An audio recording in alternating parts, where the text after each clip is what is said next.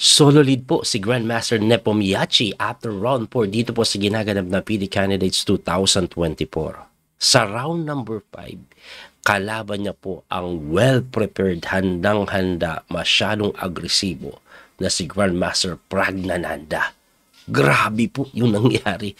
Tingnan niyo po Puti po dito si Pragnananda. Nag-ipor po yan eh. E5 ang tinira ni Nepo. Knight F3, Knight F6. Petro, paborito po yan ni Nepo. Ginagamit yan lagi. Tinatalo niya kahit malalakas yan. Pero ang Petro po, sikat po yan sa pagiging equal tabla. Anyway, pagka Knight F6, pinasok po yung mainline. Knight takes E5, nag-D6, umatras, Knight takes E4, tapos D4 lang, nag-D5 yan, para pagka Bishop D3, magbi-Bishop D6. Nag-castling, castling lang din, linyang-linya, sinisi4 para mawikin po yung E4 na kung saan tinitirahan lang ng C6. Pagka C6, Knight C3 develop, kinakapture po yan. Binabawi po yan ng pawn and then kinakapture yung C5, Bishop takes C5 at lahat po ito ay normal lang. Petrov defense, classical attack, martial variation, Stanton variation ang haba ng pangalan, no? Pero linya po lahat yan at ang kadalasang ginagawa dyan, Bishop F5 develop. Ang white naman po, Bishop G5 develop. Ayan, inaatake yung reyna, tumatakbo po yan lagi sa A5. Pagkatakbo sa A5, Knight H4, linyang-linya na kung saan sinasagot ng Bishop E6 yan. Hinahamon lang po yung Bishop at pagka Bishop takes, ang talagang kakapturein dyan, yung Bishop sa G5 ng reyna. Ayan. Grabe ka linya po. So, nakahang yung dalawa. Paano mo sasalbahin? Knight F3, atakado yung reyna. Pagtakbo po niyan sa A5, eto na eh. Usually po, umaatras yan sa B3. At kung titingnan nyo nga yung oras, sa sobrang linyahan po ng laban nila, 1 hour and 55, 1 hour and 54. Grabe kabilis. This is already move number 16. Pero si Pragnananda, hindi po tinira yung typical na Bishop B3. Meron po siyang handang tira dito, Bishop H3. Do linya pa rin yan. Kaso, hindi na po yan yung normal kasi walang ginagawa yan dyan But dyan sa kabila, mas maganda dito may pressure sa F7, di ba? Pero matindi pala ang idea ng tiradang yan kasi ang pinakagustong gawin yan, hindi makatalon yung kabayo sa D7. Kaya nga kadalasan, ang ginagawa, Queen C7. Yan, nangyari na pala yan 3 beses, Queen C7 ang tinira para makapag-Knight D7. Pero ito pong si Nepo, ayoko na Queen D7. Ang ititira ko dito, yung number 1 engine move, pang matapangan ang galawan, kainin natin yung libreng pawn sa C3. Mabilis na din tinira. Kinapture niya yung pre-pawn na kung saan sinagot ng Rook B1 lang. Mabilis pa rin si Prag. At pagka Rook B1, inaatake yung pawn sa B7, B6 lang yan. Medyo mabilis pa rin si Nepo. Nag-Rook po sa B3, tumakbo po sa may A5 at parehong mabilis pa rin, novelty na yan Yung Queen takes C3, novelty na yun Pero mabilis pa rin tumira. Mukhang ang lalim ng home preparation ng dalawa. Pero pagkatira po ng Queen A5, eto na po Eto na. Si Pragnananda, nagpakain na ng isang pawn. Hindi pa nakontento. Nag-D5. Binigay pa yung isang pawn. Napakabilis pa rin tumira. At sa posisyon po na ito, si Nepo, medyo nangapa na talaga. Hindi niya po alam ang gagawin niya sa D5 na yan. Pag kinapture mo kasi yan ng reyna, hindi po pwede. Mayroon pong tiradang Rook D3, bagsak yung bishop mo. Kaya napilitan po siya, kainin niya ng pawn. Diba? Pagkakain ng pawn, ang iniisip kong ititira po talaga Rook D3. Kasi babawiin Hindi. Pragnananda, tumira po ng Knight G5, mabilisan pa rin. Ang ginamit ni Nepo kanina, 40 minutes po mahigit sa pagkain po sa D5. Pero si Pragnananda, tingnan nyo yung oras, lamang na po siya dito ng mahigit 40 minuto. At ang tanong, anong gagawin yan dyan? Nagpapakit ba yan? May threat ba yan? May threat ba yan? Wala naman, daming depensa Siyempre, Kung ikaw ang black dito, anong ginagawa ng kabayan? Masipa nga sa mukha yan. Ayan, no? Sinipa sa face, eh. Sinipa sa face, eh. Kaso, yung sipa sa face na yan, hindi daw ganun kaganda. Kasi grabe po pala preparasyon dito ni Prag. Grabe, tindi. Instead kasi na umuwi yan, akala ko uuwi yan o titira lang dito. Pag kinapture, may capture doon. Hani pala yung lalim nito. Meron pala po ditong brilliant move. Knight takes lang po sa may F7. Pinakain lang ang Yoka baby. Hanip na. Hanip na yan. Anong meron dyan? Pag kinapture mo po yan ng tore, bishop dito, tapos rook F3, tapos may mga threat pa po sa D5. Kaya napilitan po yan, king takes F7. At pagka king takes F7, grabe yung sinunod na tira, oh. Sinimplihan lang. Rook lang po sa may D3. Question mark ang binibigay ng engine na to. Pero, pag ibalik natin yan, no, ang pinapatira po kasi ng engine na to, A4 daw. Ayan na, nakita nyo, lamang pag A4 daw. Pero bumaba, oh. Ibig sabihin, pati yung engine na to, naguluhan na. Kasi, ang best move talaga, rook D3. Yan talaga yung best move. Pag nilagay mo po siya sa malakas na engine na pang championship, yung world champion na engine. Anyway, pagka rook D3, ano bang threat niyan? Kakainin po ito. Tapos hangin yun. Atakado din yung Reyne. Ang ginawa ni Nepo dito, nag-knight D7. Na magtataka ka, coach, binigay na lang, ibabalik ko lang po, no?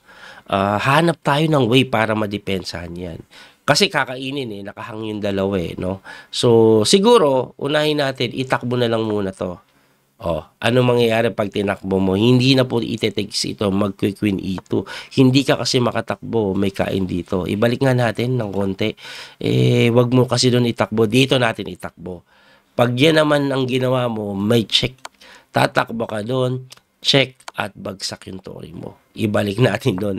Kaya hindi po basta-basta madepensahan kasi dalawa pala yung threat niyan. Pag hindi ka nag-develop, gumalaw ito, may check na ganun. Kasi mawawala ng depensa yon. Teka nga, paano pag dito pala? Ayan, no? Di ba pwede dyan? Grabe, pag dyan pala tumakbo, eto po gagawin, no? A3 lang. Sisimplihan lang. Di kainin natin. Anong gagawin mo? Rook takes, capture, takes dito, grabe. Di mo na pala talaga madepensahan yan. Ibalik na natin doon. Wag na nating isalba. Kaya ang ginawa ni Nepo, nag-knight D7 lang after thinking for a long time na naman. 12 minutes o halos 13 minutes po ang kanyang ginamit. Ibinalik na lang yung pyesa Pagka rook takes D5, tumira lang po ng knight C5 na mali. At bakit po yan mali? Ibalik lang natin. Ang tamang tira daw po dito, bishop takes H2 muna. Tapos pagka take, saka ka magna-knight C5. Yan daw po ang mas maganda. Pero ang ginawa nga, knight C5 na mali. Kasi pagka rook takes D6, medyo alanganin po ang posisyon ng king. May threat po yan na check. Luluwa ang hari, maaari pong mamatihan. No? Kaya ang ginawa niya, nag-king G8. Pero kahit mag-king G8 ka, queen D5 pa rin na tumataginting. At mapipilitan po yan mag-king move. At pagka-king move, eto na May tira po dito si Pragnananda na matindi. Yun nga lang, hindi niya po nakita. Kasi kung titingnan niyo po yung oras ni Prag dito, no, medyo lamang po siya ng napakalaki. 40 minutos po mahigit Ang problema niya, hindi na po ito home preparation halata na kinakapa niya lang. At ang tinira niya po kasi dito ay bishop F5 na hindi daw ganun kaganda. Ibalik lang natin, no. May maganda po kasing tira si Pragnananda, queen E5 po. Ang threat niya po, kakainin niya lang ito. Kakainin niya.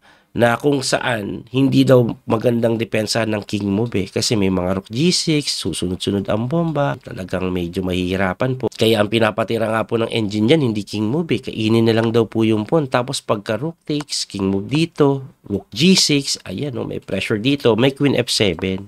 na pandepensa. Kaso titirahan lang daw po yan ng Bishop F5 na matindi, hindi mo makain kasi mati dito tapos tira ka ng G4. Equal lang po pero yung atake sa king medyo alanganin. No? Nakakatakot. So, ibalik po natin doon sa nangyari. Ang ginawa kasi ni Prague, Bishop F5. Ayaw niya pong ibigay ito. At pagka Bishop F5, nagkaroon ng magandang tira si Nepo na Knight B7.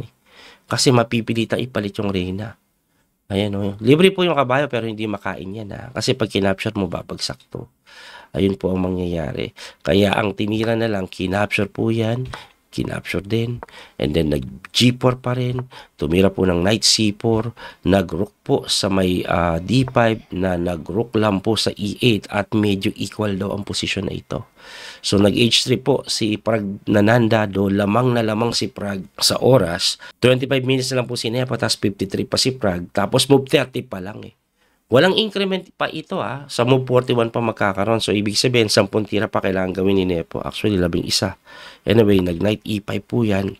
Nag-King move lang. Iniwasan yung check na sinagot ng G6. Tumakbo po yung Bishop sa C2. Tapos, nag-G5. Ayan, para hindi po makapag-F4. Nag-Bishop F5 ulit na tinirahan ng Rook E7. Nag-Rook D6 na tinirahan lang ng King move. Tapos, nag-Rook E1 na kung saan Rook F6 pinapalit yung tore.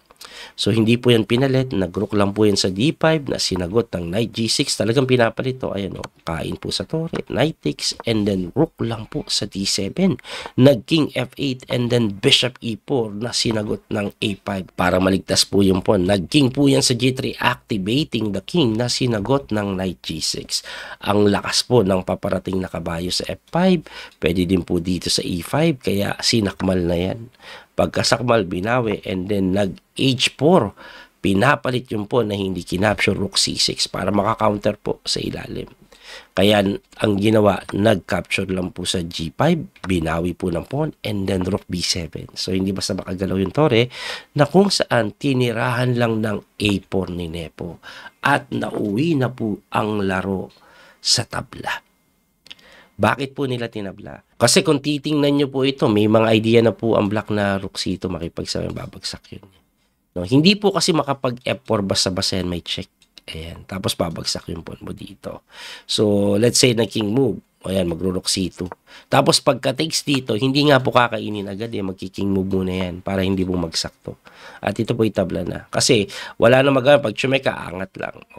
Pag umangat yung king, kakainin lang to. Hindi po madipensahan ito na. Example, itulak mo, checking ka pa rin. Pag naman gumanito ka, isa kakainin. At may pagka-drawish pa rin po yan. So, yung rook endgame na yan talagang tabla Kaya, tinabla na lang po nila. At dahil po sa tabla na yon, solid pa rin si Nepo. Pero, nung ginawa ko yung video na to, naglalaro pa po yung iba. Naglalaro pa po si Nakamura at Ali Reza. Magkalaban sila sa si Gukesh at si Nijat Abasov. So, wala pa po complete standing after round number 5. Anyway, grabe Prague Nananda. Sobrang lalim ng preparasyon na yun. Nakakagulat. Yun nga lang, hindi niya po nakapitalize Magaling pa rin talaga si Nepo dumipensa. Anyway, hanggang dito na lang po muna tayo. Muli ito ang inyong coach, PD Master Daniel Causo. Hanggang sa muling pagkikita, God bless po mga kapiyay. Salamat po sa support at don't forget to like and share. Bye-bye po.